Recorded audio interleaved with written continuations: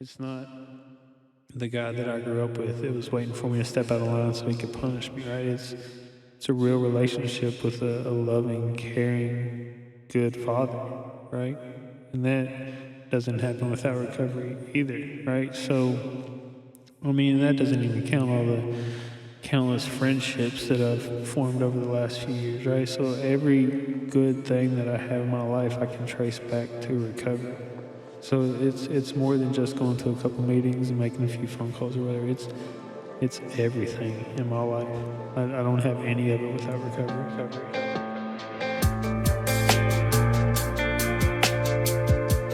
Hi, and welcome to another episode of the Recovery Podcast. My name is Matt, and today we'll be talking to Daniel Cowan, who will share how a committed attempt at working an honest program, even with absolute reluctance, can change the outcome of your life and redeem relationships and futures long since thought to be lost.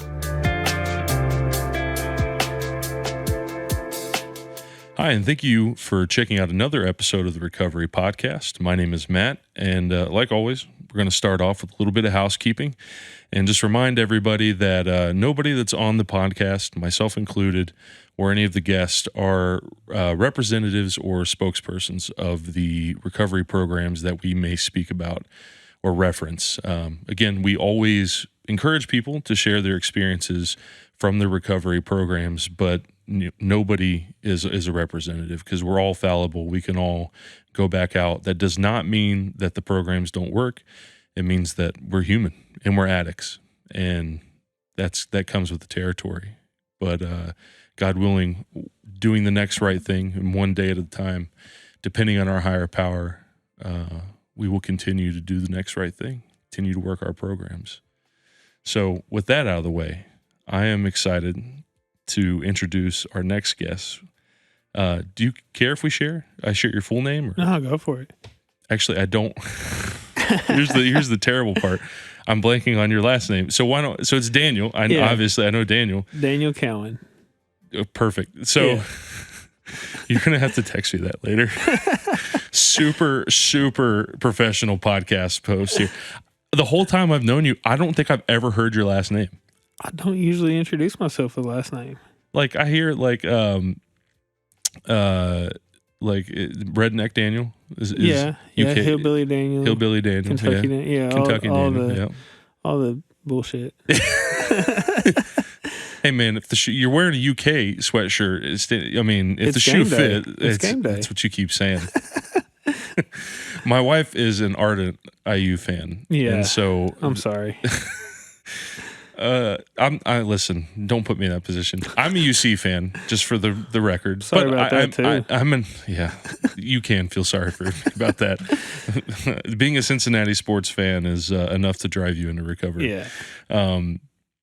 But when Natalie and I, our first year that we were dating was the Christian Watford shot. Jeez. Yeah, dude. Jeez. So like her dad has like a Bobby Knight shrine in his basement. So like when I say like IU grad, like from Indiana, went to Indiana, like as ardent of an IU fan as there is. And so I walked into that house, I was gone. I forget where I was, but I came in literally for like the 30 seconds leading up to that shot. And so like, dude, it was just pandemonium. And that's when I was like, you know what? I don't have a Big Ten team. So I guess I'll be an IU fan because I need a backup team for when UC sucks. I don't want to hijack the podcast talking about UK basketball, but every Indiana fan wants to talk about that shot. And they never talk about we beat the shit out of them in the Sweet 16 that same year and won a national championship. But no, let's celebrate that one shot. Hey, you got to listen. I'm sure there's something in recovery about like accepting the things that you can control or something like that. Yeah. You know, appreciate the good things when they happen to you. And if you're an Indiana fan, those are few and far between. All right. I'm going to make sure that my wife does not listen to this podcast. Please don't. She could kick my ass. So, all right. So just introduce you, other than you being a UK fan and your opinion on IU, give us like just a condensed version. Introduce yourself. Tell us a little bit about you. Yeah, so my name's Daniel Cowan. I got sober in Celebrate Recovery. So I always introduce myself as a grateful believer who struggles with drugs and alcohol, and currently struggle with grief a little bit also. Like I said, I got sober in Celebrate Recovery. Here recently, I've been more involved with AA more than anything. So I consider myself a member of both fellowships. That's awesome, because we don't discriminate on this podcast. Good. So, so you and I met at Celebrate Recovery. Mm-hmm. Did we meet in the step study first, or was it in meetings? I can't remember if it was a step study or if it was just the small groups, because I know we were going to CR here at the village for a little bit before they started up a step study. Okay. So I feel like it might have been before, but I think we were in a step study together. I think we were. I do remember. I remember how you were when you started coming to CR. That is a much different person that's sitting in front of me right now. Yeah, it's proof that God works. That's right. What did you used to say? Like, you used to there was a blunt, there was an honesty to it that actually kind of inspired my recovery journey, in the sense that I was still using. I don't know. I don't think you were at the time, but I think you were. But I remember you.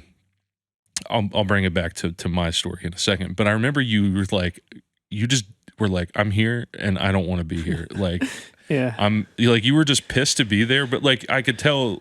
I don't think I'm projecting when I'm saying that. I think you were at a point where you were just like, I don't know what else to do. I mean, that's exactly it. So, I mean, I'll get into it more in a little bit, but my sobriety date is 10 days before we moved to Ohio from Oklahoma. And I remember standing in the kitchen, and I just got caught in a relapse, and my wife said, if you're going to do what you're going to do and kill yourself, I can't stop you, but I'm not going to stick around and watch it happen either. And that was my rock bottom moment. And I didn't know what else to do, because I had tried to white knuckle it. I tried only going to church, all that kind of stuff, right?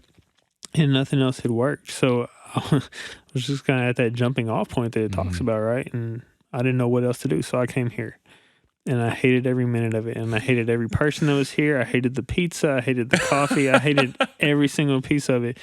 But I didn't want the alternative. So I kept coming back. Yeah. So I took the spirit of that into what eventually became the beginning of the true, I don't want to say the beginning, but the beginning of me actually getting sober. Yeah. And because I've been around, I was around CR for probably about 10 years before it stuck. I like to tell people I'm a slow learner. And, in 2020, I was still using when I started a step study, but I was I had been laid off.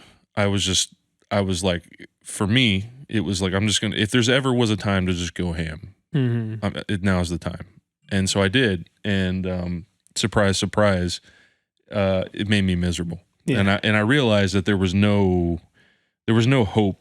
There was no happy ending to my using. Yeah. In the same way that you just described, where you hit rock bottom. Yeah. And I just didn't want to live anymore. But I always knew in the back of my mind I could come back to CR. And so Randy or somebody said, hey, we're doing a step study. You want to do it? And I was like, yeah, why not? Yeah. And so I did. I was still using. I was still miserable. And I came in every step study and I bitched and I moaned and I lamented about the frustrations I had that God wouldn't just appear before me and make it easy so I didn't have to take this step of faith. But as ugly as that was, I made the commitment that if I do this step study, I'm going to be honest. And I was honest that I was using. I was honest that I was honest that I was still struggling. And that it doesn't have to be pretty when you start recovery. You don't have to be you don't have to be ready to change, but you do have to be willing to do something else. Yeah. So in that same spirit that you kind of started with, I kind of took that into that step study that we started in 2020. And even then I thought about you. I thought about the attitude that I saw some other guys come in with that eventually got sober. Even like Paul, when he started at CR, he was not at this. He wasn't at the same place that he Right. is now. Yeah. And I think he was still holding on to some stuff too. And I should have asked him about that when we did his interview, but there was something about like you don't have like you can be pissed to be there, but you should just still be there. Yeah. And like there's that saying, meeting makers make it. Well, Yeah.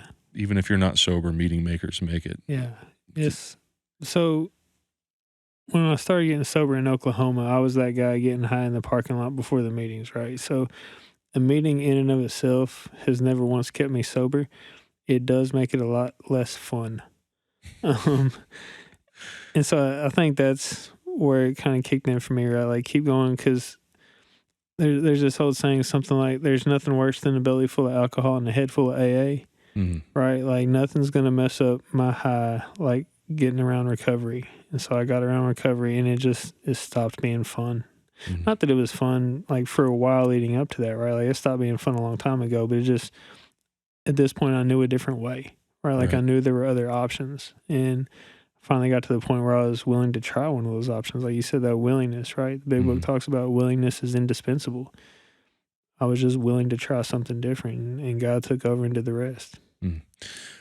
So before we get too far into that, let's start back as far back in the beginning as you want to go, childhood, or, tell us a little bit about that, or if there's something important that impacted you that kind of set you on the path that you took. Feel comfortable, yes, as much as you were comfortable. Yeah. Let's go back. Yeah. So, like we said, I'm from Kentucky, right? Small rural town. It's actually central Kentucky, but I tell people it's eastern Kentucky because of the way I talk. It makes more sense that way. Right. But small town. Dad is a Baptist music minister, Southern Baptist music minister, and was my entire childhood. So, people talk about every time the church doors were open, we were there. Well, my family was the one that unlocked the church door so everybody else could get there, right? And that had a big impact on me early on, because I'm sure there were sermons about the love of Jesus and God's grace and all that, but I don't remember those. I remember the sermons about God's wrath. And there was one preacher in town that would put on a red sport coat and pretend to be Satan, and he would take you on a tour through hell and stuff like that. And so that was kind of my introduction to God. So I was scared to death of God. Not exactly the PBS special for the gospel. No.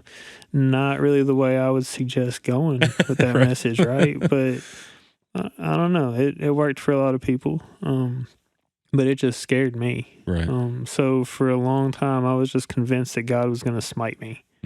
Right? He was just waiting for me to step out of line so he could punish me, because that's what God likes to do. He likes to punish people, in my mind.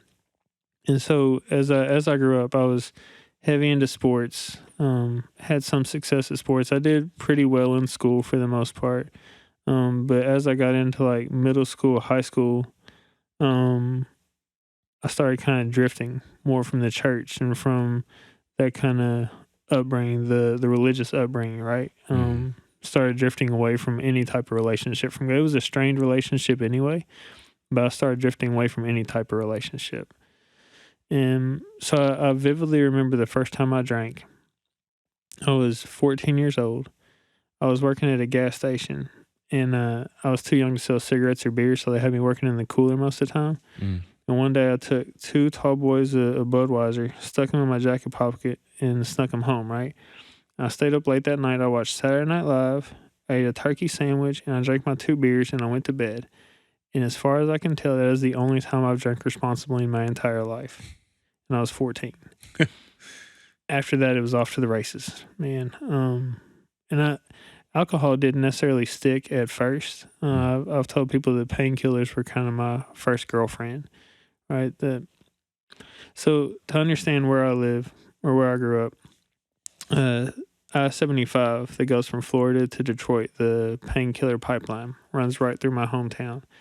And it also splits 64 going east toward eastern Kentucky and West Virginia, where there's a pretty bad painkiller problem in the early 2000s, right?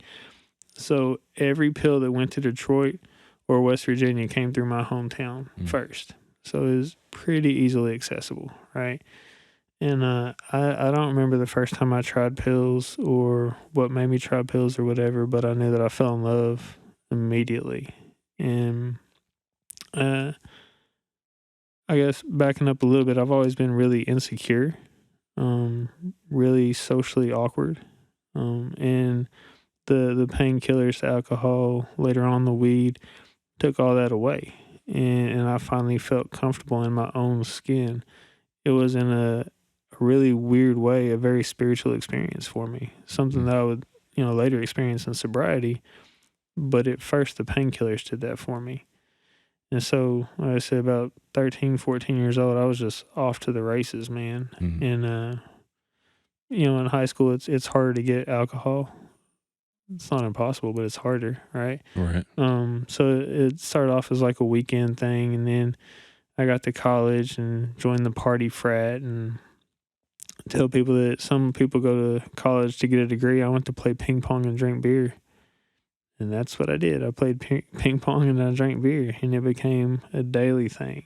And throughout college, the pills and then even cocaine became a part of it. I would mix cocaine and Adderall, and I'd stay up for days at a time, 4 or 5, 6 days at a time, and then have to drink myself into oblivion so I could just sleep for a couple hours. So I was going to a small college in a dry county at the time, right? And they did not approve of my alcohol consumption. They had this rule where if you get caught 3 times drinking on campus in your entire college career, they would kick you out of school, right? I got caught 7 times in one semester. So they decided that I had a drug and alcohol problem. So what a stretch. I know. I still don't get it to this day. It doesn't make sense to me. But they decided that I needed some type of help, so they sent me to a 5-week intensive outpatient rehab program. And even when I was in rehab, I was still smoking weed, drinking as much as I could, failed a couple of drug tests. And that's actually how I got introduced to AA, was I was mandated to go to AA or they would kick me out of rehab. So I went to the AA meetings, I got my sheet signed, all that kind of stuff. But the night I graduated from rehab, I went through a drive-through liquor store and went straight to my drug dealer's house. And it was back like nothing ever happened, right? Like I never skipped a beat. And that was kind of the origins, I guess. Like from there, it was just downhill. It escalated a lot quicker the older I got.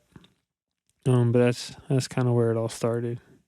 Yeah. There was something you mentioned that stuck out to me, where you said that the first time you got high, I can't remember if you said high or drunk or whatever. The first time that you were altered was like a spiritual experience for you. And that hit me like a ton of bricks, because I still remember, like I'd gotten drunk a handful of times, and then I had smoked weed a few times, but like the first time that I got just stoned on painkillers was like it was like an entire new world opened up to me. Like, and it wasn't just it was the first time that like my depression was gone. It was the first time that I didn't have the weight of everything that I had been carrying on my shoulders. And like it was like an instant, like the first time I was like, this is who I am. Like I knew then that I was an addict. Like, well, subconsciously. It took me a while to like come to terms with it, but like I realized very quickly that like drugs are my thing. I really like them a lot. And like it when you mentioned that you experienced that same experience in recovery, and I know we're going to get there, I totally relate to that too, because once I got sober, it was like, I am an addict. This is how I have to live my life. And it was a very similar experience in the sense that it was like a kind of a self-realization kind of moment, like an eye-opening moment. And to kind of looking deeper into yourself Yeah. in a much more positive way when you get sober. Yeah, right. And right. in a much more real and honest way. Yeah. But both are like kind of that eye-opening experience about yourself, that internalizing experience. Yeah. So I totally relate to that. It was that I hadn't really thought about it that way until you mentioned that. So so did you ever get kicked out of college? Yes, a couple times. Okay. So Same college or no. So okay. So I graduated the rehab, and I tell people they didn't so much kick me out; they just decided it would be better if I didn't show up the next semester. So what I did was I transferred to an even smaller Christian school up in the mountains in eastern Kentucky, because for some reason they wanted me to come play soccer for them. Right, I hadn't played soccer, and I was pretty good in high school. Hadn't played for a few years throughout college, and this small school wanted me to come play, so I went to go play. Well, I finished the year with a 0.0 GPA, which is actually pretty hard to do when you think about it. I was kind of impressed when you said it. Yeah, it's my claim to fame. So they again decided that I probably shouldn't come back after my one semester. So there was two schools and 2 semesters that decided they didn't want me anymore. Right. So I moved back home with my parents for a little bit, and that was actually a huge turning point in my life looking back on it. So I get a job working at the local high school in my hometown. I'm coaching the girls' soccer team. I'm working in a special needs classroom, and I loved it because it was an easy job, and it was easy money, and there were student teachers that would come in every semester that were a lot of fun to hang out with. One of these student teachers came in, and I got hooked immediately. Right, I just fell in love at first sight, all that kind of stuff, and that girl ended up becoming my wife. And the impact she's had on my life, and just the positive influence she's been. I mean, I told you that my rock bottom moment was her finally putting up a boundary. I honestly don't think I would still be sitting here today if it wasn't for Amy. So getting kicked out of those schools and finding the job at the high school ended up being the best thing that ever happened to me, because God used that to lead me to my wife. So you guys meet while you're working at, you said your old high school. Yeah. And then do you guys start dating out of that, or did it take a while? Or no, we so she had a boyfriend when I met her. I worked pretty hard to make sure that didn't last. So we started dating pretty shortly after we met, and then we moved in together pretty soon after we started dating. And things got pretty serious pretty quickly. She, unlike me, she's a real go-getter, right? And like, she's super smart, super driven, all that kind of stuff. So not only did she graduate from UK with really good grades, she never once got asked to leave, which is amazing to me. Right. How did you do that? It's a wonder. Right. But then she went on to pharmacy school in Louisville. And so we did a year of the long distance thing. Mm-hmm. While she was in Louisville, I was still in Winchester working at the school. Excuse me. And then we got engaged, and when we got married, I moved to Louisville with her. And yeah, so that was kind of our dating relationship. It was pretty quick. So when you guys get married, I know at some point you end up in Oklahoma. Yeah. Was that shortly after you guys get married? And was it for work or? Yeah. So, okay. So a couple of things. Right after we get married, we've been married for 3 years, and I have what I call my first rock bottom experience. Mm-hmm. So I'm living in Louisville with her, coaching a soccer team in Frankfort, which is 45 minutes away, right? I'm the varsity coach at this high school there. And I'm going to interview a guy to be my JV coach for the next season. Well, I don't have a job at the time. I've got some disposable income, and so I'm just drinking and getting high all day long, every day, right? So this day was no different. I wake up, I drink some tequila, some wine, found some cough syrup that I drank. Who knows what all else. I think they found some Four Locos in my truck later. But I drove the 45 minutes from Louisville down to Frankfurt to interview this guy, meet him at an O'Charlie's, and I have no idea what happened. Like, I don't remember getting there. I don't remember the drive down. I don't remember the interview at all. What they would write about in the papers later is that my eyes rolled back in my head, and I just kind of crashed out through a table in the restaurant there. So they thought that I'd had a seizure or a stroke or something like that, so they sent me to the hospital. And I come to out of my blackout with Amy sitting next to me, just sobbing, weeping, crying, right? And I tell people this, how I know God has a twisted sense of humor. I was blacked out the entire day. I came to right before they inserted the catheter. Oh. Yeah. That's mean. Right. That's God going like, hey, you're going to remember this. Right. And to this day, I remember that. Yeah. Man. Yeah. But so I come to, and Amy's sitting next to me crying, and I promised her then that I would never drink again.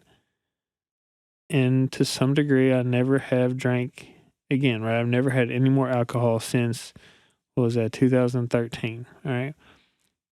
I never promised her that I would quit doing cough syrup, so I kept doing cough syrup for the next couple of years. So, yeah, she finishes out her school there in Louisville and then gets a job in Tulsa, Oklahoma. So we moved to Oklahoma. And we thought it was going to be the geographical cure, right? Like, get me away from all the people, places, and things that I knew in the past. And, maybe this could be a turning point, clean slate, that kind of stuff, right? Right. Problem was, I went with me. Right. And so I kept using. At this point, it was no longer fun, right? It was necessity. It was a job. Yeah. Yeah, that's a really good way to put it. It was a job. And it was a full-time job, 24/7, 365. I had the game plan days in advance to make sure that I was going to have enough supply to do whatever it was I needed to do, all that kind of thing. And I would put together stretches where I would white knuckle because I didn't want to do this anymore, but I didn't know how to stop. So I would white knuckle it. I would throw stuff away and then go dig it out of the trash later, that kind of thing. And so we lived in Tulsa for a year. About halfway into it, we'd come home for Christmas to visit my family. Well, both our families, but we were staying at my parents' house that night. And she found some empty cough syrup bottles in my backpack, and all hell broke loose. And as you can imagine, right? Like, obviously she was pretty upset, and she should have been, right? Deservedly so. So that was a fun 14-hour car ride back to Tulsa. After that, we started going to marriage counseling. And at this point, I was working on a theology degree, which is kind of funny because I was still agnostic at best. But I had the credit hours. I was close to completing a degree, right? So I was working on a theology degree. So he knew, the Christian aspect and the recovery aspect. He recommended Celebrate Recovery. It was like another 3, 4, 5, 6 months before we actually went. And when we went, again, we hated it. Every single minute of it, man. It was this huge church. There would be 300 people easy on a Friday night, and they would hold hands and say the Serenity Prayer and talk about the best place to be on a Friday night. And we were like, screw you guys. Like, nobody wants to be here, right? But again, we kept going because we didn't know what else to do. And I'm getting high in the parking lot, and we're just in a miserable state. And thankfully, it clicked for Amy quicker than it clicked for me. And I say that because she would go learn about boundaries. Up to this point, we didn't know what a boundary was. And she finally figured it out. And that's what stuck, right? So she put that boundary in place. Like, if you keep doing this, I'm not going to stick around anymore. And thanks to that boundary, that was my rock bottom. And things could kind of change from there. So I don't remember a whole lot about Oklahoma, but I'm very thankful that we went because everything that it led to, right? Like, it truly was a life-changing experience living there for the year. Yeah, it's interesting because I think it's our stories are pretty similar in the fact that, I had an overdose that scared the shit out of my wife. Yeah. And, I should have died. And, we started going to Celebrate Recovery shortly after that. And that's when she started going, and she was going to support me. And that's how they get you. Yeah. If you're a codependent. And so Yeah. that's how they get you. And, she never stopped after that. And, thank God that she was working recovery when I wasn't, Yeah. because I don't think our marriage would have survived it Yeah. for sure. And she put up with stuff that I just I don't know. There were times, there were times when I was using and we would argue and fight. And every once in a while I would have these just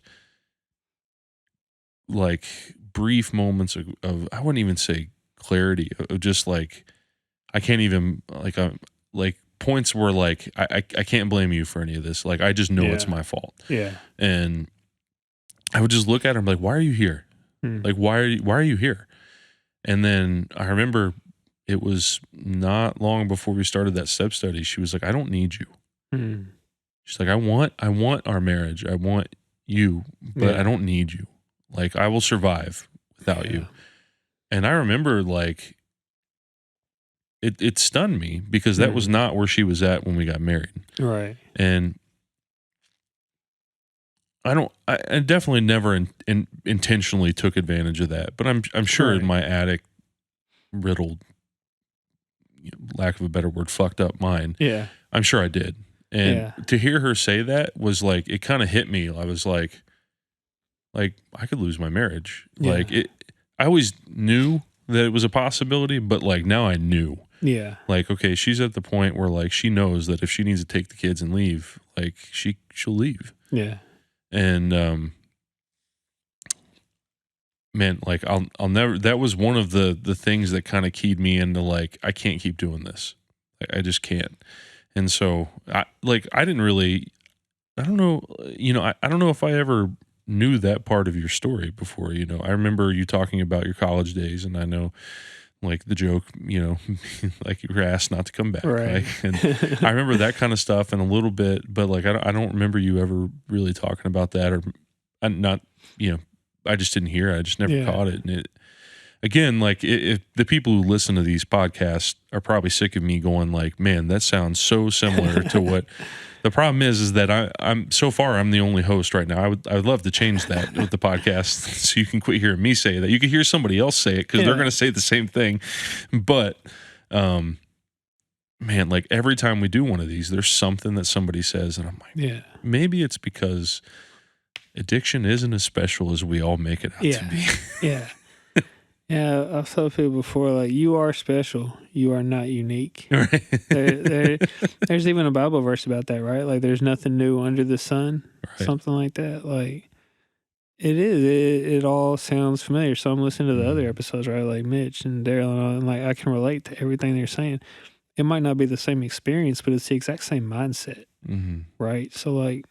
Our stories might look a little bit different, but I can totally understand where you're coming from and why you did the things you did, because I would have done the exact same thing in that position. Well, I think it's what makes recovery programs so unique in I just interviewed Brett Dowdy. I don't know if you know who Brett is. And we talked about depression, and he kind of touched on the fact that, we kind of touched on the fact that everybody, it seems like people being discontented is at an all-time high. Yeah. In a time when things are objectively could not be any better. If you were anywhere near the middle class in America, you have got it just about as good. You've got it better than anybody's ever had it ever. Right. You know what I'm saying? And yet we're miserable. And so the self-help market is huge, right? There are so many books and they fly off the shelves. Why those don't usually work, but recovery programs do, is that I don't think any other not institution, but any other fellowship has the natural occurring interconnectedness and kind of like interwovenness that our experiences have in recovery, right? Yeah. Like it's a reason why we need each other, one, but it's a reason why we work together so well in recovery in a general royal we bird's eye view, is that your story and my story, even though we came from different places, there's something that we're gonna relate on. Yeah. And man, that kind of stuff like holds you up, especially when you're new and you're getting started, because there's a sense of like, when I got sober, I knew that people understood what I was going through. Yeah. You know, once I got past the part where I felt like I was so special and different than everybody else, I had to get past that first. But once I did, and I realized I could lean on people, I did. You know, like my recovery in the beginning wasn't, they talk about day to day. It was, I say it was phone call to phone call. Yeah. And it was, literally me calling every time I thought about using, and like just wearing out people's phones. Yeah. But man, once I got over that fear of picking up that phone, man, I didn't stop, and I still don't, man. I still reach out and I mean, I don't know how I'd stay sober otherwise, but there's an old recovery story that an old timer told me one time about penguins. Right, and people that have heard me teach in the CR or whatever are probably tired of this story. But a penguin, when he's out in the wild and he gets sick, he falls over. He's so top heavy that he can't pick himself back up, so he ends up starving to death. So what happens is when a penguin gets sick, all the other little penguins huddle around him and hold him up when he's too weak to hold himself up. As addicts, we're penguins, right? Left on an island by ourselves, we're going to die. Mm-hmm. We need each other to hold each other up when we're too weak to do it ourselves.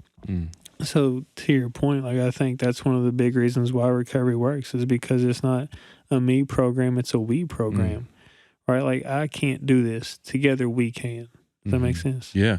I think Daryl, in Daryl Wilson's episode, he mentioned that when he worked in NA, that they put a big emphasis on the we part. Yeah. You know, I think they even do like the steps. I think they changed the wording from the A steps from I to we. Yeah. And, you know, I'm assuming that the intent in that is we're doing this. This is a we problem. Right. You know, like we have to work on it as a me, but we will overcome together. Yeah. And that's the way it works. Anybody who's had any kind of real experience in sobriety will tell you that it's we. Yeah. And so that kind of brings us, unless there's something in between, you know, well, actually, let me rewind. So Oklahoma, you have your rock bottom. Right. So you're sober in the sense that like you're not using anymore in Oklahoma, and then you eventually move up here, right? Because you said your sobriety date was pretty close. Yeah. Yeah. Like so 10 days or something. We were in the process of moving to Ohio. Amy got a job at Okay. And shout out. Place is awesome. So a big reason we were doing that is because we were 14 hours away from our support system, and we were pretty sure we were going to get a divorce. Right. And so I think even that was, to some extent, Amy protecting herself, right? At least this way we'll be closer to family when this eventually dissolves. So yeah, we're in the process of moving to the Cincinnati area. And like I said, my sobriety date is 10 days before we move, which is a heck of a time to get sober before some giant life change like that. Right. But we knew enough about Celebrate Recovery and recovery in general that as soon as we moved here, man, we started looking for meetings. Like we jumped on it quick, and we tried a couple that weren't a good fit for us. And then we finally found the Village here, and we walk in on a Wednesday night, and I'll never forget the words that I tell people changed my life was Carol Hawley. "What's up, you guys?" That's all it was. She said hi, right? And then a couple of the other ladies just kind of pounced on us and refused to let us be by ourselves, because that's all we wanted, right? I wanted to sneak in, sit in the back, and then sneak out early and not be seen. And these people just refused to let that happen. It's a little easier back then, at least. I don't know how many people go here on a Wednesday night now, but back then it was like 20, 25 people. So like we kind of stuck out as newcomers. But yeah, they surrounded us and they swarmed us, and thank God they did, because I would have left, right? And they didn't let me. And that was life-saving. Man, that is something. I want to have Carol on, Carol and Randy, at some point. But that is, for those of you listening who know Carol Hawley, that is to a T who she is. And I got to say, you know, like, I'm not naturally good at, like, because I tend to be involved with technical things here, or even on Wednesday nights, or like I get laser focused on like the things that I have to do that I sometimes forget, like, oh, people. Yeah. Which is funny that I'm doing a podcast, but like, there, like, some people just have that knack for like making people feel welcome and like being hospitable.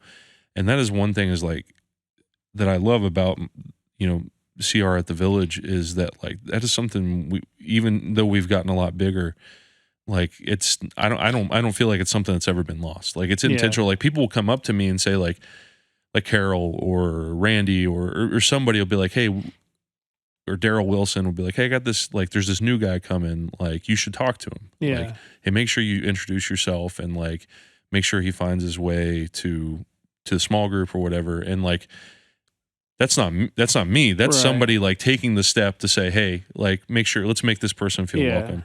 And I think that's like, it's such a, I'm just bragging a little bit on the Village. Well, you should. CR. But I think it serves a couple of purposes. And I didn't understand it at the time, but like being in recovery for a little bit now, I get it a little bit more. But like those people pouncing on us helped us because it got us involved quickly. It helped us meet people and everything. But I think to a bigger degree, it helped them.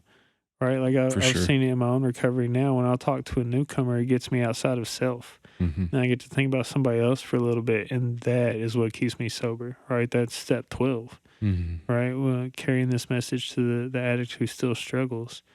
So yeah, it's so cool, again, the way that we support each other, why it's a we program, right? Because it gets the newcomer involved, but it also keeps the old timer sober. For sure. It's just really cool the way that works. Yeah, like I think it's one of those things that like if something's freely given to you, you shouldn't hold on to it. Right. And because especially in recovery, it's going to come back to you. Yeah. And that's the best, like the getting that refresh is through serving is such a rewarding experience. Like, you know, like Kyle and I mentioned Kyle a lot. He's eventually going to be on here. But we got sober at pretty much the same time. Like we both were in the same step study. He got sober like a little over a month or 6 weeks after me or something like that. Yeah. You know, I had to do it first because, you know, gotta lead the way. Just, you know, I'm better like that, you know, or whatever. But like as soon as that step study ended, we had already hit our 1 year both, and we're like, and I was like, I want to be a part of the next one. I didn't even mean lead. I mean, like, I just want to be a part of it. Right. And they were like, hey, you guys want to lead the next one? And then we're like, all right. So like, it was like that was a long step study. Like it was like a 14-month, 15-month step study, maybe 16, maybe I might be exaggerating. Maybe I'm probably exaggerating, but it was over a year. Yeah.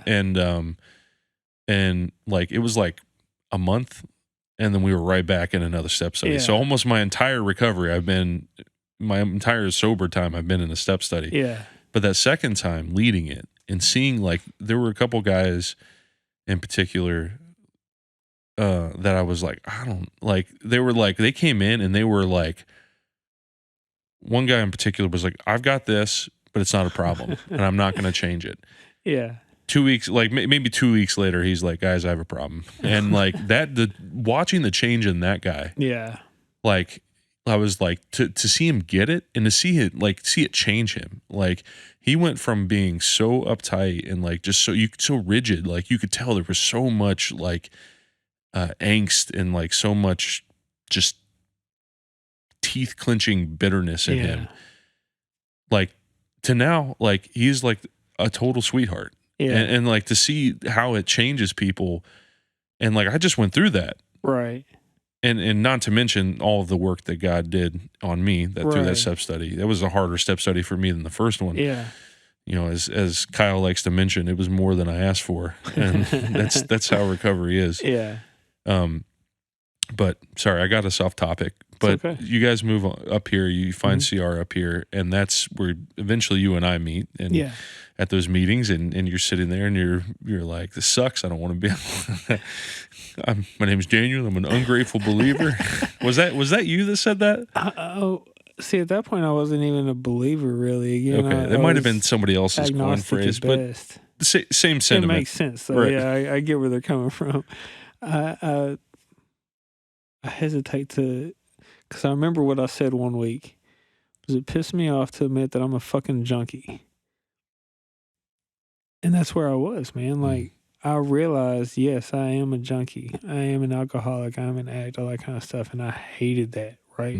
Because in my mind at the time, those were like the lowest of the low, right? Like you have no self control. You can't pull yourself up by your bootstraps. You can't do this. But I was admitting, like, no, I can't, right? Like I have lost all control and ability to dig myself out of this hole, and that's what pissed me off so much. What was the turning point? Like what changed for you? So it was working through the steps.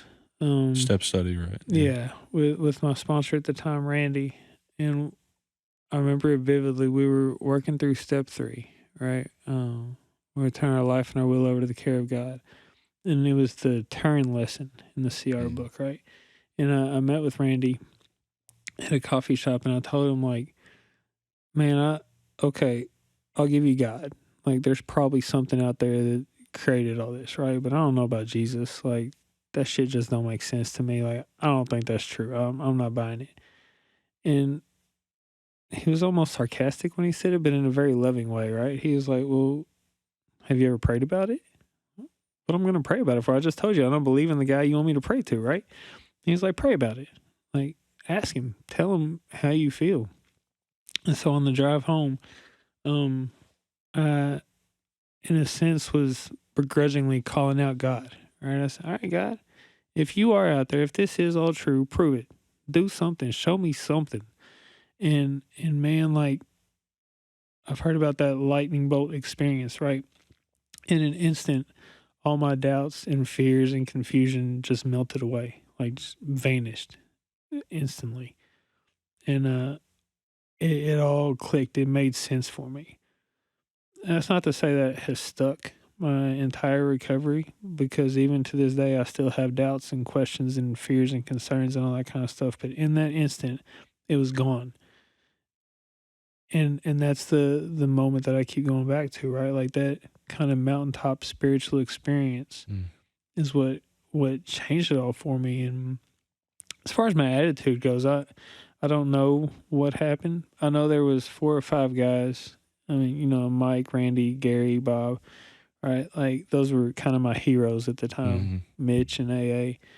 And they had what I wanted, right? They were happy to be sober. I saw them shaking hands, smiling, enjoying life. And I didn't know how that worked, but they told me, if you want what we have, do what we do. So I took a fake it till you make it approach, right? I started shaking hands, getting here early, staying late to help tear down, and talking to people and smiling and laughing. And somewhere along the line, I quit having to fake it.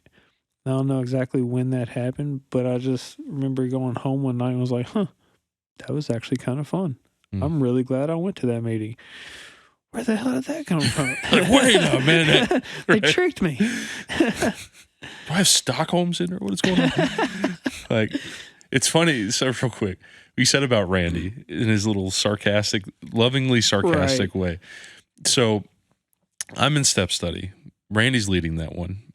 I think it was Randy and Steve Hodge. I think. I'm sorry if it was. I can't remember. I'm blanking right now. But in this, it's important Randy's there. So I'm across the hall from where we're at right now in the meeting room, and I'm sitting there, and I'm on like we're on step like 3 at this point, and I'm still struggling with this whole. And I'm like, listen, my bitch session every time, my bitching and moaning session every time is, listen. And that night I said, if God. Like, why can't God sit across from this table from me right now and just tell me that he can get me sober, then I would believe him. If he could just appear to me right now and just take all of the guessing out of it. Like, I don't want to have faith that this works before I take this step. I want to know that it's going to work before I take this step. And like, I kept saying, like, I don't want to have faith. And Randy's sitting there. And like, I said this, like, it's like, he looks at me and he says, why don't you try to have faith?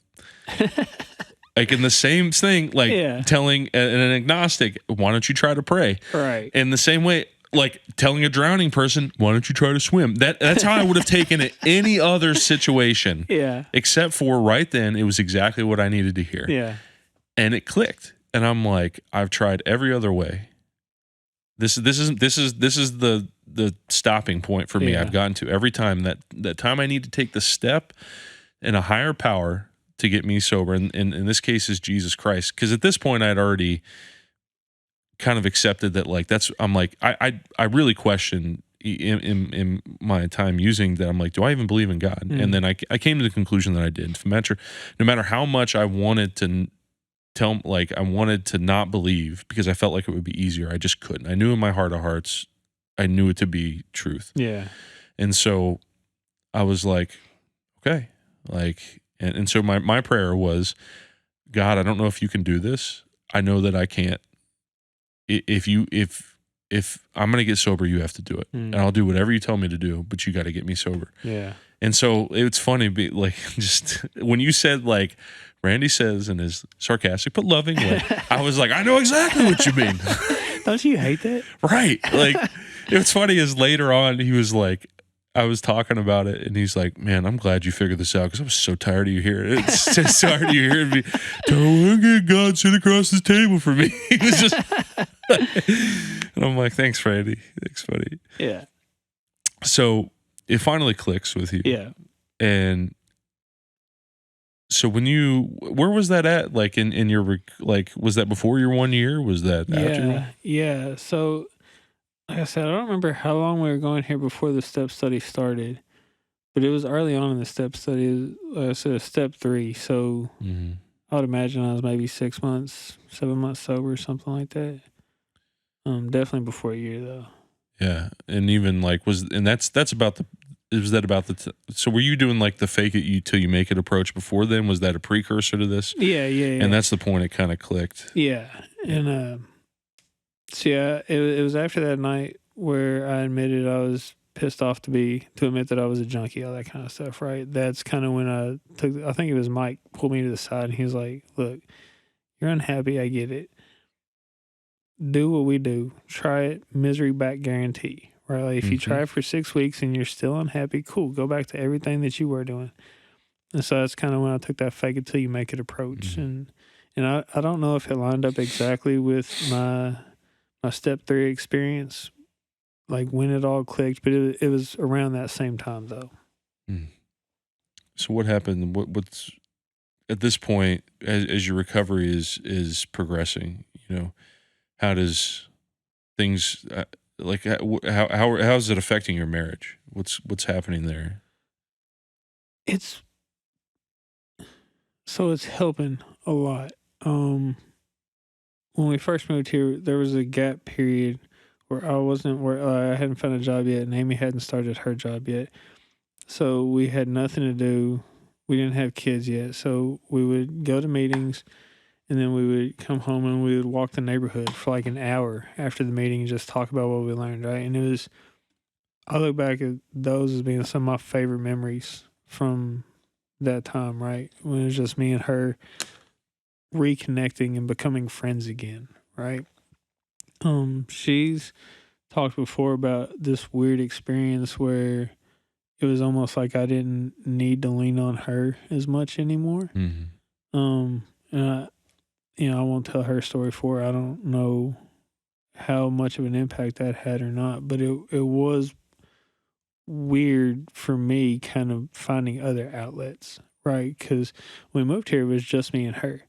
Right. And then now I'm building these friendships, I'm building these relationships, collecting numbers, all that kind of stuff. And so having other people that I can go to and talk to and meet and have coffee and all that kind of stuff. Like, it was a weird experience, but she was getting what she needed in her group. I was getting what I needed in my group, and we were growing closer and closer together and actually developing like a real relationship, right? Right. It wasn't one based on codependency and need and all that kind of stuff, right? It was a real honest to God relationship for the first time, I think.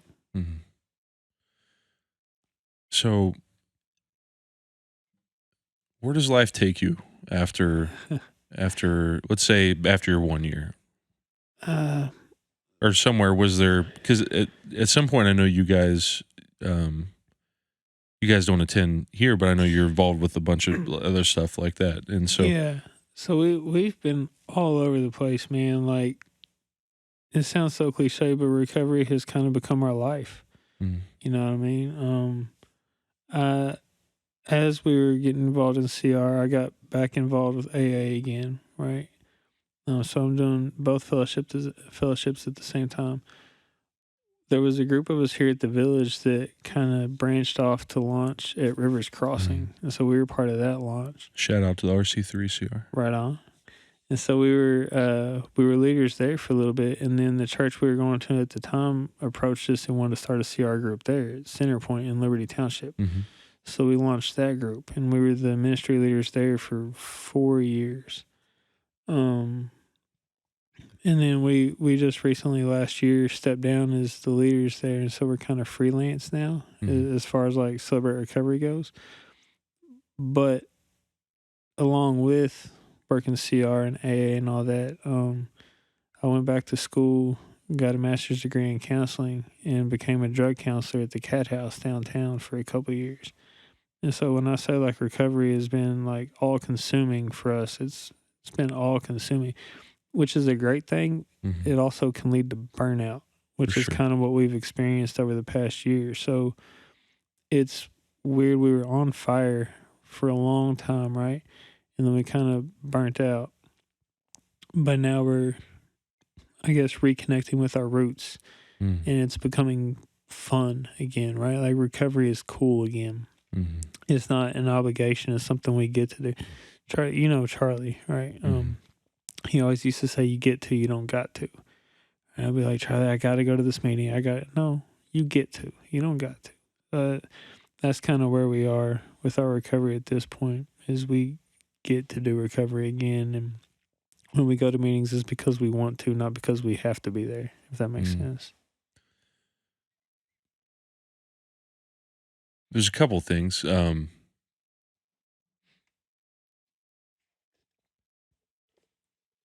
Actually, I kind of want to go this direction.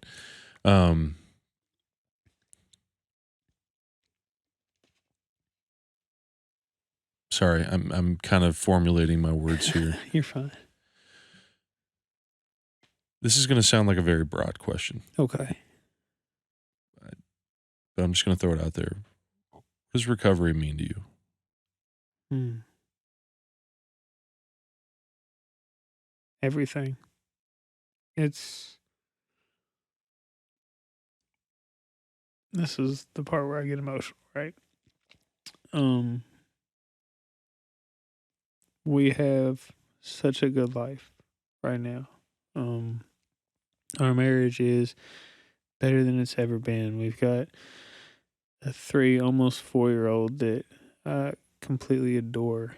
I've got my dream job working as a mental health therapist. And none of that is directly recovery related, but it all goes away without recovery. On top of that, I have a relationship with Jesus today that doesn't exist without recovery.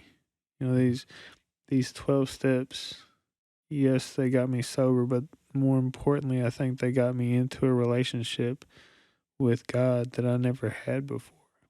And that's what it is. It's a relationship. It's not the God that I grew up with. It was waiting for me to step out of line so he could punish me, right? It's a real relationship with a loving, caring, good father, right? And that doesn't happen without recovery either, right? So, I mean, that doesn't even count all the countless friendships that I've formed over the last few years, right? So every good thing that I have in my life, I can trace back to recovery. So it's more than just going to a couple meetings and making a few phone calls or whatever. It's everything in my life. I don't have any of it without recovery. Mm. That's man. I it, out of all of the interviews I've done, like you and I's story, just something everything you've said today has just clicked, and I don't think it's coincidence. I've been like in a kind of a weird, not a weird spot, like because I'm still so new in sobriety, in the sense that like I mean there are dudes walking these halls that have 30 plus years of recovery. Each season is a new season for me, and I know you experienced that, and 2.5 years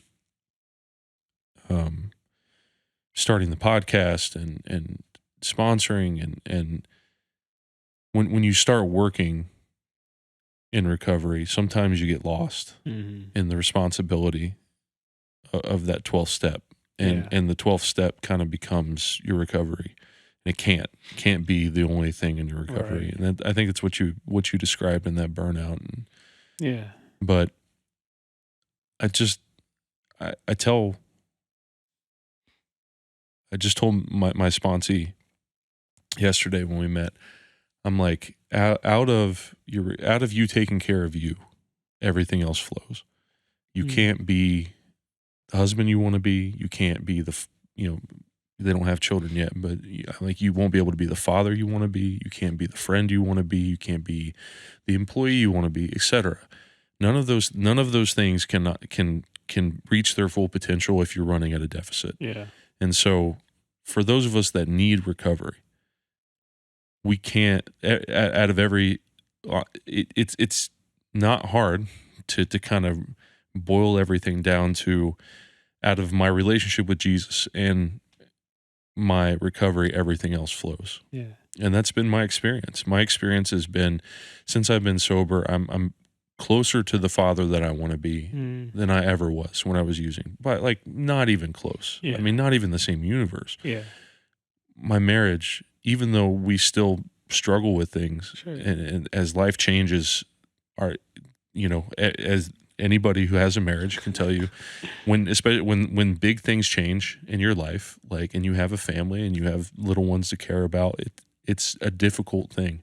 Yeah. But I can tell you now that our marriage is better than it ever was. Yeah. Has ever been. And it keeps getting better because every time we reach a new challenge, we know how to live life on life's terms. And, kind of the similar story between you and Amy and then me and Natalie is we both have our programs, and we both have places. We both work on ourselves independently, and we come together. And it's no coincidence. It was such a good reminder for me what you just said, that none of it would have been possible without recovery. And I mean, this podcast wouldn't be here without recovery. And as it kind of silly as that sounds, being in the recovery podcast, but the ripple effect that each person creates when they get sober is so pronounced and so drastic in ways that we don't understand. Yeah. Because your process of getting sober affected me in ways that you probably didn't know about. Yeah. And all the people that you've sponsored and that you've impacted their recoveries started that all was a ripple effect of you getting sober and what God's doing in your life. The people that have sponsored you, them getting sober was a ripple effect that affected you, and so on and so forth. Yeah. And I know this is your story, and this is only if you're comfortable with it. But you mentioned Charlie, and Charlie your sponsor? Yeah. And I'm assuming that a lot of people that are going to listen to this will know who Charlie is, but maybe people who don't. Charlie was I want to be careful because I know that, like, what was it saying about pedestals? Don't put me on a pedestal. I will show you my ass. Yeah, it's exact. Like, but Charlie if there ever was a correct moral way to call somebody a legend in the recovery community, Yeah. Charlie Yeah. was one, and he tragically passed away in a house fire last year. It was last year, correct? Yeah. It was the year before. Yeah. I know, like it just honestly it still feels like it's yesterday. Yeah. And I wasn't even as close to Charlie as I know you were. But Charlie was my sponsor shortly for a while. He introduced me to the Big Book, and something that even though I've never stepped foot in an AA meeting, I love the Big Book. Yeah. Especially that back half with the stories. Yeah. And what was Charlie's impact on you? How much time you got? Well, honestly, go for it. So, I heard somebody describe it, I think, perfectly a while back. I never knew Charlie while he was married. When I met him, he was going through his divorce. Mm-hmm. Charlie never had any biological kids.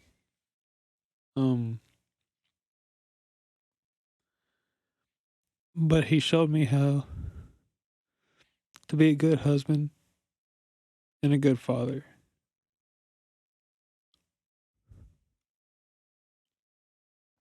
He showed me what it was like to be a godly man, and what it looks like to have a relationship with Jesus.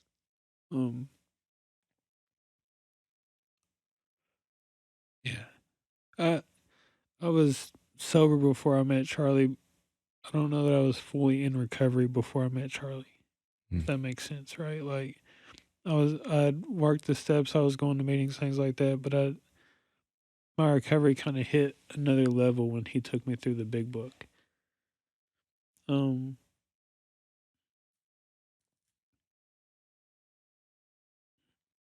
We had something at our house a while back, and we needed somebody to hang out with our daughter for a little bit. So Charlie came over, and his fiance Julie, and we got my daughter this little like teepee kind of tent in the basement.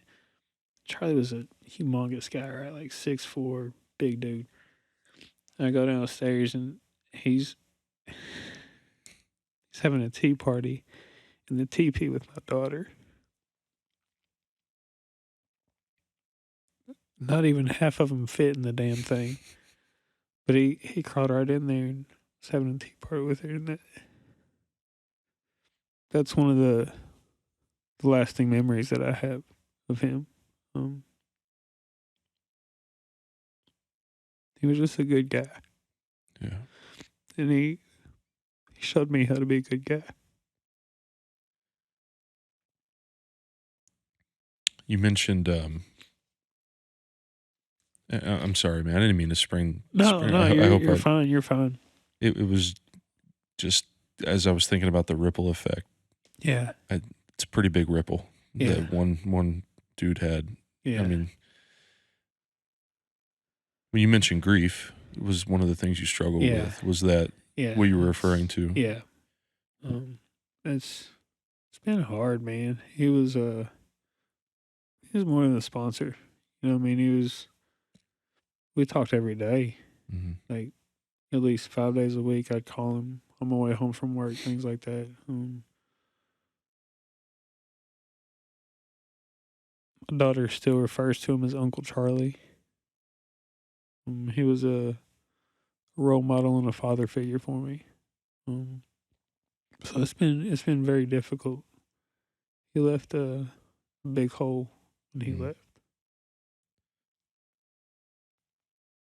This is only if you're good to keep talking about it. I'm happy to talk about Charlie. I know I'm having this emotional reaction, but I'm happy to talk about Charlie anytime.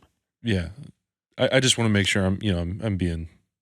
Yeah, I appreciate that, but I'm good. But to kind of walk. So grief is something that's foreign to me, and it's. And I say that with a lot of understanding that eventually it will. Like there's,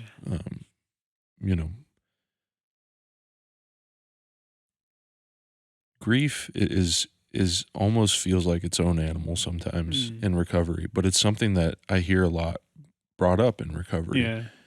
And I don't think it's an accident. I mean, if there ever was a way to deal with something, running it through the thing that got you sober is probably a good idea. Yeah. What does it look like for you dealing with your grief, especially something that hits at so close to your recovery journey as well as your personal life? What does that look like for you in your recovery, or just in general, really? But Charlie pounded it into my head. These 12 steps get you closer to God, and he has some quote about everything I need can be found in the presence of God. Every single thing, right? So when all else fails, go back through the steps. Go back and read the book, right? I love the stories in the back of the big book. The first 164 pages, in my opinion, are the finest piece of spiritual writing since the Bible. And I'll go to my grave saying that the big book was just as divinely inspired as the Bible. I know that's going to piss some people off, but I believe it to be true. So that being said, when Charlie died, I didn't know what else to do. So I reached out to another alcoholic and we started going through the book almost immediately, like a couple weeks after the funeral. And that guy became my sponsor, and we still talk and meet and talk about the big book. We meet for a couple hours, right? Half of it's talking Jesus, half of it's talking big book. And it's amazing how those two conversations are so similar. Mm-hmm. You know what I mean? But yeah, so it's had a impact on my recovery in the sense that it has kind of forced me to go back to my roots a little bit. You know what I mean? They say double up on meetings, things like that. I've been to more meetings in the past 7 or 8 months than I had been in a long time. Even having stepped down from being a ministry leader at a CR, I'm still going to CR meetings, going to AA meetings, things like that. Calling people, talking to people.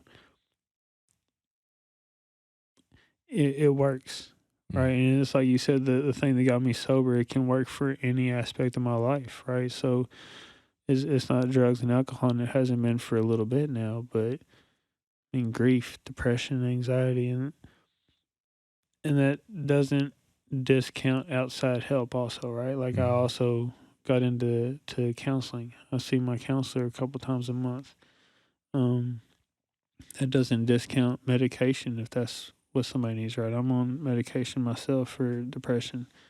So all those things on top of it, but working through the steps, going through the book, getting back into a Bible plan, things like that, connect me with God. And that's where the peace and solace comes from, right? It's that relationship with God. And that knowledge that I will see Charlie again.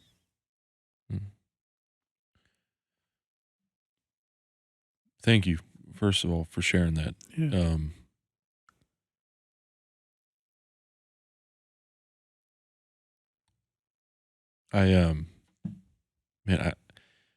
For the first time so far on the podcast, I kind of find myself a little bit of a loss for words. So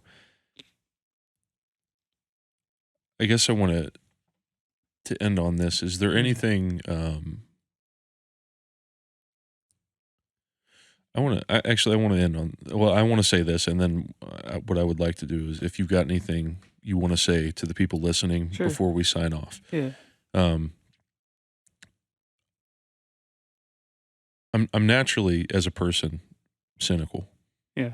Same. And in fact, it's one of the things that I introduce myself. You know, I also have multiple personality disorder. You never know which one of me you're going to get. Keeps things interesting. Right. That's how I introduce myself sometimes in recovery meetings.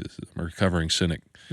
And it's funny that faith is the thing that I rely the most on now as a recovering cynic. Yeah. God's irony. I think there's something to be said for that, though, because I'm like I said, cynical as well, right? But I think people like us dig deeper sometimes, right? Because like I need the proof, right? I need the evidence to show me that this works, or that there is a God, or He's still working miracles, like all that kind of stuff. So looking for the evidence, I find it, right? So now I've got this huge catalog of evidence to kind of back up my faith, right? So it's not a blind faith, and part of me is jealous of people who do have a blind faith, but that's just not my story. Right. But now I've got all this stuff to kind of back up that faith, and so I think there's something to be said for being cynical at times. And I don't want to get too far off on a theological tangent, like predestination and all of that weird stuff. And if you enjoy Royal We, if you're listening and you enjoy that stuff, more power to you. It makes my head hurt sometimes, but it's like, as a cynic, one of the scariest things in the world is being asked to take a step of faith. It's like that scene from Indiana Jones with the invisible bridge. Yeah. And it's like that's what it feels like. Yeah. But there's no rock to throw across. Right. Well, maybe in this metaphor, the rock that's being thrown across is all the other people that we've seen go through this program, like Bob and Randy and all of Mitch and Daryl Wilson and these guys those were my people that made me realize that there was a way across. Yeah. Because no matter how far away, how deep into my own addiction I knew that there was something there. Yeah. I could not write off CR. Yeah. And I couldn't write off God because I couldn't think of anything else that made CR work without God. Yeah. And there's nothing scarier than to ask a cynic to take a step of faith. Yeah.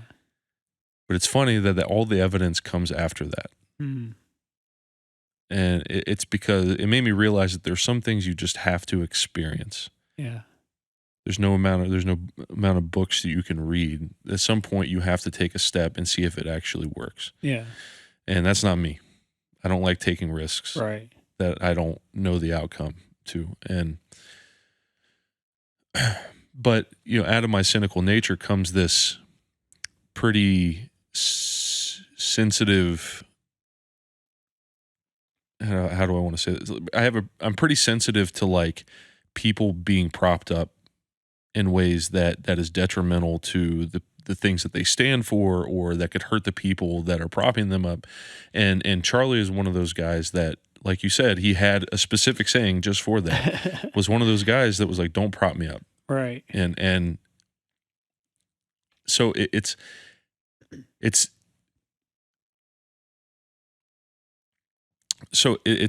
tough when you talk about, because on one hand you've got this idea that in recovery nobody should be propped up, right? But on the other hand, you've got all of the impact that Charlie's had. And I remember having a conversation with somebody, and we were kind of talking about that, like that kind of tension of like when Charlie passed, of like, and by no means was like I felt like it got unhealthy or anything like that, but like we were just kind of talking about that tension, the simple fact of like in recovery, especially, like nobody should be a celebrity, nobody should be bigger than the program, and Charlie was big in the program, and not bigger than the program, and he would tell you that, and he lived his life that way, and the fact that the things that he passed on to you through your sponsorship, his sponsorship of you, led you to Jesus, is a testament to that. Yeah. But I was telling him, like, man, like we should all wish that we leave such a mark that we're missed so much. Yeah. Yeah. So a couple of things. I'm glad you started off the podcast with saying like nobody's representative of their fellowships, right? Because I hesitated to use my last name, right? Because I am not above a relapse. Mm-hmm. right? I am one bad day away from a relapse. Even being almost 8 years into it, right? Mm-hmm. The big book says we're not cured; we have a daily reprieve. So Mm-hmm. it's that one day at a time thing. Right? At the same time, I'm a big believer that we need our recovery heroes, Mm-hmm. right? I mean, like I said, Charlie left a huge hole, but there are still guys that I will forever look up to. You know, Mm-hmm. one of the biggest honors for me being on this podcast is I've seen the other people that have been on the podcast, right? Mitch and Paul and Daryl, like those are some of my recovery heroes. And so just getting to be included in that group, like that's pretty cool. But I think it's important to have those people, like you said, that have been across that invisible bridge before, right? And like Mm-hmm. have a couple years more than me. And it's every bit as important, I think, as having people that are a couple years behind me, Mm-hmm. right? Somebody told me one time that we should all have a Paul, a Silas, and a Barnabas, right? Or Paul, Barnabas, and a Timothy. So Paul, the guy that can pour into you and mentor you. The Barnabas, the guy that's going next to you and is in the same place, and the Timothy, the guy that you can pour into. Right? And I think that's important. So I like what you said. He was big in the program, but not bigger than the program. I think that's important to have people like that. Yeah. Is there anything you want to end with for the people that are listening? Any parting words? I think just what somebody told me, right? Like, give it a try, right? If what you have been doing up to this point has not worked for you, give it an honest 6-week try. And if you're still miserable, then your old life is waiting for you at the door, right? It's misery back guarantee. That's right. I'm a big believer that if you give this an honest 6 weeks, it'll change your life, and nothing will ever be the same after that. Thank you, man. I really appreciate your honesty, your willingness to do this. And, man, like I said, I hope it's encouraging you to hear the impact you had on me. Yeah. And I appreciate that. Man, this was an incredible experience for me too. And I just can't tell you how grateful I am for you for doing this. Thank you, everybody who listened. I hope you got something out of it. I don't know how you couldn't have. If you didn't, then go find a meeting. And if you did, go find a meeting.